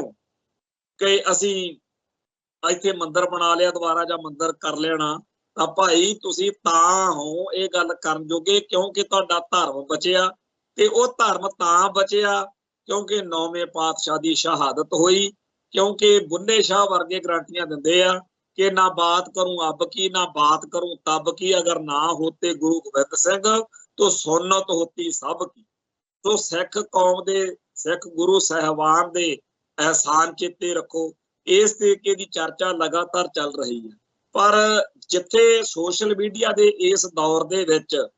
सिख कौम दे बहुत सारे हक्कां बारे पक्षां बारे चर्चा चल रही है और लोकां नूं सिखण दा बहुत वधिया मौका बनिया होया, ਉੱਥੇ ਨਾਲ ਦੀ ਨਾਲ ਇਹ ਚੀਜ਼ ਆਪਾਂ ਨੂੰ ਸਭ ਨੂੰ ਧਿਆਨ 'ਚ ਰੱਖਣ ਦੀ ਲੋੜ ਹੈ ਕਿ ਹਿੰਦੂ ਤਵੀ ਤਾਕਤਾਂ ਕਿਸੇ ਵੀ ਕਿਸਮ ਦੀ ਭਲਾਈ ਦੀ ਆਸ ਨਾ ਰੱਖੀਏ। ਪਤਾ ਨਹੀਂ ਆਉਣ ਵਾਲੇ ਦਿਨਾਂ ਦੇ ਵਿੱਚ ਕਹਾਣੀ ਕਿੱਧਰ ਨੂੰ ਜਾਂਦੀ ਹੈ, ਪਰ ਸਾਫ਼ ਦਿਖ ਰਿਹਾ ਕਿ ਕੋਈ ਮਾੜੇ ਤੋਂ ਮਾੜਾ ਹੀ ਵਾਪਰੂ। ਜਿਸ ਤਰੀਕੇ ਨਾਲ ਪਿਛਲੇ ਲੰਮੇ ਅਰਸੇ ਤੋਂ ਸਿੱਖਾਂ ਨੂੰ ਟਾਰਗੇਟ ਕੀਤਾ ਜਾ ਰਿਹਾ, ਜਿਹੜੀ ਟਾਰਗੇਟ ਕਿਲਿੰਗ ਚੱਲ ਰਹੀ ਆ, ਜਿਸ ਤਰੀਕੇ ਨਾਲ ਮੁਸਲਮਾਨ ਭਾਈਚਾਰੇ ਨੂੰ ਨਿਸ਼ਾਨਾ ਬਣਾਇਆ ਜਾ ਰਿਹਾ, जिस तरीके नाल होरनां घट गिणतियां दे उत्ते जुल्म हो रहा, उस हिसाब दे नाल आ जिहड़ी अगली लोक सभा चोण आउंदी है उदों तिकर तां खदशा हैगा ही आ, पर उस तों बाद भी जेकर माहौल सखावा रह जावे तां इह सतगुरु दी किरपा ही समझी जावे, क्योंकि हिंदू तवी ताकतां आपदे वल्लों कोई कसर नहीं छड्ड रहीआं। अज दे इस जदों राम मंदिर दा प्रोग्राम चल रहा, बहुत सारे लोग हिंदू भाईचारे नूं बधाइयां दे रहे, ते बधाइयां देण वाले बहुत सारे सिख भी ने, पर उन्हां सिखां दे अंदर जे तां आपदी कौम दा दर्द है, ਜੇਕਰ ਆਪਦੇ ਕੌਮ ਦੇ ਢਾਏ ਹੋਏ ਖੋਏ ਹੋਏ ਗੁਰਧਾਮਾਂ ਦੀ ਪੀੜ ਹੈ ਜਾਂ ਆਪਦੇ ਅੰਦਰਲੀ ਉਸ ਪੀੜ ਨੂੰ ਉਹ ਇਹ ਸਮਝਦੇ ਆ ਕਿ ਜੇ ਹਿੰਦੂਆਂ ਕੋਲੇ ਰਾਜ ਦੀ ਤਾਕਤ ਆਈ ਤਾਂ ਉਹਨਾਂ ਨੇ ਆਪਦਾ ਜਿਹੜਾ ਦੁਬਾਰਾ ਚੜ੍ਹਤ ਬਣਾਉਣ ਲਈ ਇਸ ਚੀਜ਼ ਨੂੰ ਵਰਤਿਆ। ਤਾਂ ਜੇਕਰ ਸਾਡੇ ਅੰਦਰ ਵੀ ਇਹ ਗੱਲ ਆਵੇ, ਸਾਡੇ ਅੰਦਰ ਵੀ ਇਹ ਪੀੜ, ਇਹ ਇੱਕ ਵਗਾਰ ਵਾਂਗੂ ਗੱਲ ਆਵੇ ਦਿਲ ਚ ਕਿ ਆਪਾਂ ਨੂੰ ਆਪਦਾ ਰਾਜ ਭਾਗ ਲੈਣਾ ਚਾਹੀਦਾ, ਰਾਜ ਬਿਨਾਂ ਨਾ ਧਰਮ ਚਲੇ ਹੈ, ਧਰਮ ਬਿਨਾਂ ਸਭ ਦਲੇ ਮਲੇ ਹੈ, ਫੇਰ ਤਾਂ ਗੱਲ ਵਧਾਈਆਂ ਵਧੂਈਆਂ ਤੁਹਾਡੀਆਂ ਮਨਜ਼ੂਰ ਨੇ, ਫੇਰ ਤਾਂ ਅਸੀਂ ਵੀ ਬਰਦਾਸ਼ਤ ਕਰ ਲਾਂਗੇ। ਪਰ ਜੇ ਤੁਸੀਂ ਉਹਨਾਂ ਪੀੜਾਂ ਨੂੰ ਸਮਝਦੇ ਹੀ ਨਹੀਂ, ਜੇ ਤੁਹਾਨੂੰ ਲੱਗਦਾ ਹੈ ਕਿ ਜੀ ਆਪਾਂ ਹਿੰਦੂਆਂ ਦੀ ਨੂਰੇ ਨਜ਼ਰ ਬਣਨਾ, ਜਾਣੀ ਕਿ ਮਨਜ਼ੂਰੇ ਨਜ਼ਰ ਬਣਨਾ, ਕਿਉਂਕਿ ਜਿਹੜੇ ਹਿੰਦੂ ਭਾਈਚਾਰੇ ਦੇ ਹਿੰਦੂ ਤਵੀ, ਹਿੰਦੂ ਕੱਟੜਵਾਦੀ ਸੋਚ ਵਾਲੇ ਲੋਕ ਨੇ, ਉਹਨਾਂ ਬਾਰੇ ਹੁਣ ਕਿਸੇ ਨੂੰ ਵਹਿਮ ਨਹੀਂ। ਜਿਹੜੇ ਸਿੱਖ ਆਪਦੇ ਧਰਮ ਚ ਪ੍ਰਪੱਕ ਨੇ, ਜਿਹੜੇ ਕਹਿੰਦੇ ਅਸੀਂ ਮੂਰਤੀ ਪੂਜਾ ਨਹੀਂ ਕਰਦੇ, ਅਸੀਂ ਰਾਮ ਚੰਦਰ ਜਿਹੜਾ ਰਾਜਾ ਤੁਹਾਡਾ ਅਯੋਧਿਆ ਵਾਲਾ ਉਹਨੂੰ ਨਹੀਂ, ਅਸੀਂ ਤਾਂ ਅਕਾਲ ਪੁਰਖ ਵਾਹਿਗੁਰੂ ਰੂਪੀ ਰਾਮ ਨੂੰ ਮੰਨਦੇ ਆ, ਉਹਨਾਂ ਤੋਂ ਜਿਹੜੇ ਆਪਦੇ ਧਰਮ ਚ ਪ੍ਰਪੱਕ ਨੇ, ਉਹਨਾਂ ਸਾਰੇ ਸਿੱਖਾਂ ਤੋਂ ਤਾਂ ਹਿੰਦੂ ਤਵੀਆਂ ਨੂੰ ਬੜੀ ਜ਼ਹਿਰ ਵਰਗੇ ਲੱਗਦੇ। ਪਰ ਜਿਹੜੇ ਹਿੰਦੂ ਤਵੀ ਸੋਚ ਵਾਲੇ ਸਿੱਖ ਨੇ ਉਹਨਾਂ ਨੂੰ ਅਗਲੇ ਗਲ ਨਾਲ ਲਾਉਂਦੇ ਆ। ਸੋ ਜਿਹੜੇ ਸਿੱਖ ਆਪਦੇ ਧਰਮ ਦੀ, ਆਪਦੇ ਰਾਜ ਦੀ ਗੱਲ ਨੂੰ ਦਰਕਨਾਰ ਕਰਕੇ ਹਿੰਦੂ ਭਾਈਚਾਰੇ ਦੀਆਂ ਖੁਸ਼ੀਆਂ ਲੈਣ ਲਈ, ਮਥਾਜ ਬਣਨ ਲਈ ਸੋਚ ਰੱਖਦੇ ਆ, ਉਹ ਚਾਹੇ ਵਧਾਈਆਂ ਦਿੰਦੇ ਰਹਿਣ ਚਾਹੇ ਨਾ ਦਿੰਦੇ ਰਹਿਣ, ਪਰ ਸਾਨੂੰ ਸਾਰਿਆਂ ਨੂੰ ਇਹ ਜ਼ਰੂਰ ਚਾਹੀਦਾ ਕਿ ਆਪਦਾ ਇਸ ਮੌਕੇ ਨੂੰ, ਜਦੋਂ ਇੱਕ ਸਾਡੇ ਕੋਲ ਗਵਾਂਢ ਦੇ ਵਿੱਚ ਉਹ ਕੌਮ ਜਿਹਦੇ ਸਾਰੇ ਇਤਿਹਾਸ ਵਿੱਚ ਜੁੱਤੀਆਂ ਪਈਆਂ ਨੇ, ਆਪਦੇ ਮੰਦਿਰ ਬਣਾ ਕੇ ਝੰਡੇ ਝਲਾਉਂਦੀ ਫਿਰਦੀ ਆ, ਤਾਂ ਸਾਨੂੰ ਵੀ ਇਹ ਸੋਚਣਾ ਚਾਹੀਦਾ, ਅਹਿਦ ਕਰਨਾ ਚਾਹੀਦਾ ਕਿ ਇੱਕ ਦਿਨ ਆਊਗਾ ਜਦੋਂ UNO ਦੇ ਵਿੱਚ ਖਾਲਿਸਤਾਨ ਦਾ ਝੰਡਾ ਹੋਰਨਾਂ ਮੁਲਕਾਂ ਦੇ ਵਿਚਾਲੇ ਝੂਲੂਗਾ ਤੇ ਕਹਿ ਕੇ ਆਪਾਂ ਲਵਾ ਲਾਂਗੇ ਵੀ ਭਾਈ ਜਿੱਥੇ ਭਾਰਤ ਬਣਦਾ ਲੱਗਿਆ ਹੋਇਆ ਉਹਦੇ ਨਾਲ ਜਿਹਨੂੰ ਕਰਕੇ ਲਵਾ ਦਿਓ। ਸੋ ਇੱਥੇ ਸਮਾਪਤੀ ਆ, ਫਿਰ ਮਿਲਾਂਗੇ। ਨਾਨਕ ਨਾਮ ਚੜ੍ਹਦੀ ਕਲਾ, ਤੇਰੇ ਭਾਣੇ ਸਰਬੱਤ ਦਾ ਭਲਾ। ਵਾਹਿਗੁਰੂ ਜੀ ਕਾ ਖਾਲਸਾ, ਵਾਹਿਗੁਰੂ ਜੀ ਕੀ ਫਤਿਹ।